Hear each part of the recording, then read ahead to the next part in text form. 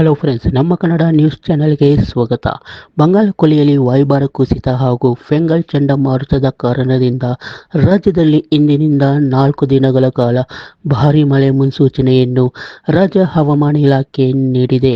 ಈಗಾಗಲೇ ಫೆಂಗಲ್ ಚಂಡಮಾರುತದ ಪರಿಣಾಮವಾಗಿ ರಾಜ್ಯಾದ್ಯಂತ ಮೋಡ ಕವಿದ ವಾತಾವರಣ, ಹಲವು ಜಿಲ್ಲೆಗಳಲ್ಲಿ ನಿರಂತರ ಮಳೆಯಾಗುತ್ತಿದೆ.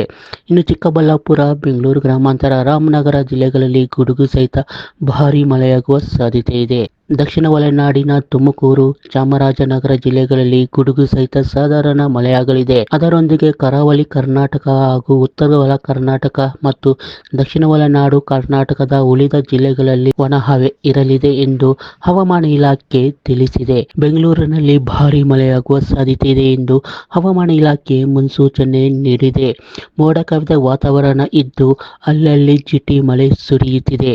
ಬೆಂಗಳೂರಿನಲ್ಲಿ ಇನ್ನು 3 ದಿನಗಳ ಕಾಲ ಇದೇ ರೀತಿ ವಾತಾವರಣ ಇರಲಿದೆ ಎಂದು ಹವಾಮಾನ ಇಲಾಖೆ ತಿಳಿಸಿದೆ.